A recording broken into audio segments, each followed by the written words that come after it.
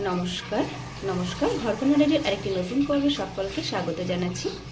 দেখুন, আজকে আমি সকালবেলা রান্না করার জন্য চলে আসলাম। তা আমি করলা কেটে নিয়েছি, গোল গোল করে করলা, সাথে হলুদ আর লবণ দিয়ে নিয়েছি। এটাকে আমি মেখে তেলে ভাজি করব। এটা একটু বেশি তেল দিয়ে ভাজলে শুধু করলা ভাজা দিয়ে এক থালা ভাত খেয়ে ওঠা যায়। আর সাথে করব হচ্ছে আলু, লাউয়ের ডাঁটা আর দিয়েছি পটল, একসাথে করে লবণ হলুদ দিয়ে নিয়েছি। এ দিয়ে পোয়া মাছ দিয়ে একটা তরকারি করব। তা দেখতে থাকুন। যে আমার কড়াই গরম হয়ে গেছে, এবার আমি তেল দিয়ে দিচ্ছি। এই ভাজিটা একটু বেশি তেল দিয়ে করলেই খেতে ভালো লাগে, করলাগুলো বেশ মুসমুসে হবে, ভাত দিয়ে মাখিয়ে খেতে বেশ ভালো হয়। এই যে দেখুন, আমরা মাখিয়ে নিচ্ছি।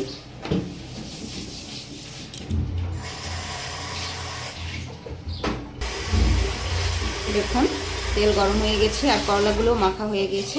এবারে দিয়ে দিচ্ছি।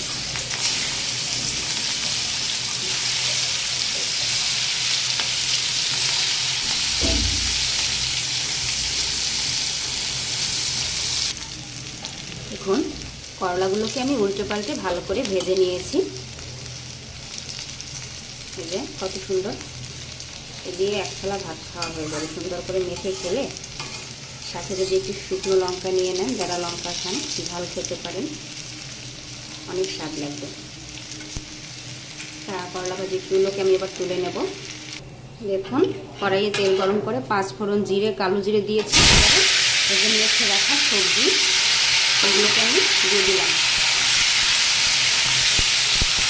এখানে আছে লাউয়ের ডাঁটা, আলু আর পটল।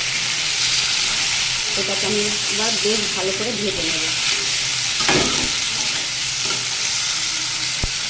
ঢাকা দিয়ে দিচ্ছি।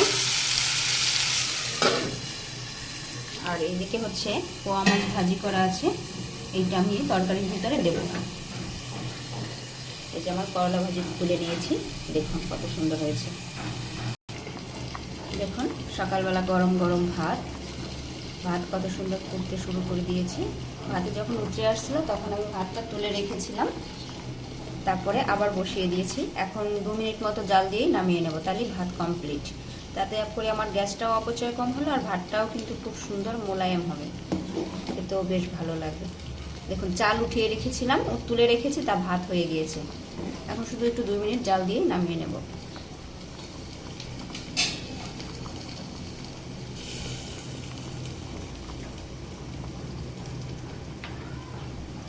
আর এদিকে তরকারি, এটাকে ভালো করে ভেজে তারপরে ঝোল দেবো।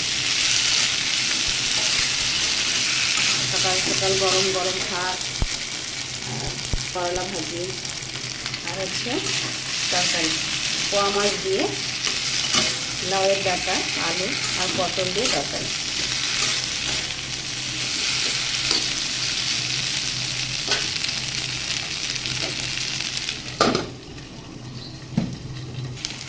দেখুন, সবজিগুলো কিন্তু বেশ ভালো করে ভাজা হয়ে গেছে। এখানে আমি কোনো বাটা মশলা বা গুঁড়া মশলা ব্যবহার করব না।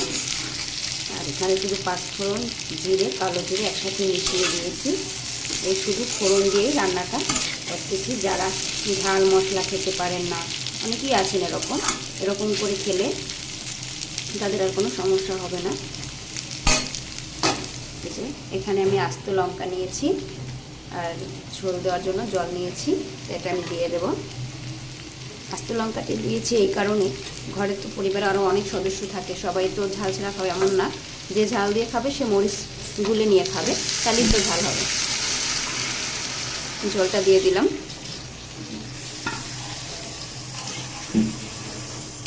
এবার এটা ফুটে উঠলে পরে মাছগুলো দেবো। এটা হতে থাকবে।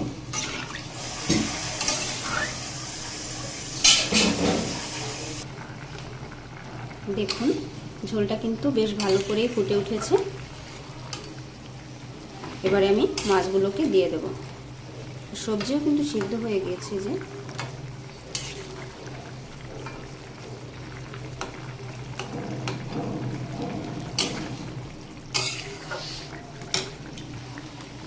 এবারে মাছগুলোকে আমি দিয়ে দিচ্ছি।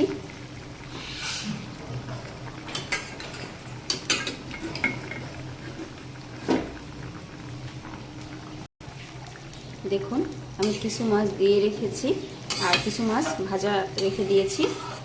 এই যে এবার এটাকে ভালো করে ফুটিয়ে তারপরে নামিয়ে নেব। দেখুন ঝাল এবং বাটা মশলা ছাড়া রান্না।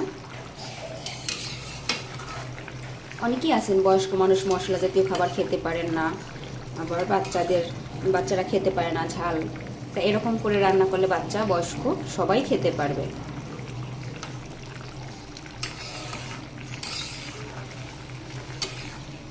এখন কিন্তু সাবধানে নাড়াচাড়া করতে হবে যাতে মাছগুলো ভেঙে না যায়। স্বাস্থ্যকর পোয়া মাছের একটি পাতলা ঝোল রেসিপি কেমন লাগলো? ভিডিওটি ভালো লাগলে চ্যানেলটি লাইক, সাবস্ক্রাইব, শেয়ার করে দিবেন। আর যারা যারা ভিডিও দেখেন তাদের সকলকে শুভ কামনা, সকলের মঙ্গল কামনা করি। তা সকালবেলা এই যে ভাত আমি গড় দিয়ে নিয়েছি, গরম গরম ভাত, করলা ভাজি, এই যে তারপরে তরকারি মাছের, পোয়া মাছের স্বাস্থ্যকর পাতলা ঝোল। আজকে এই পর্যন্তই, নমস্কার।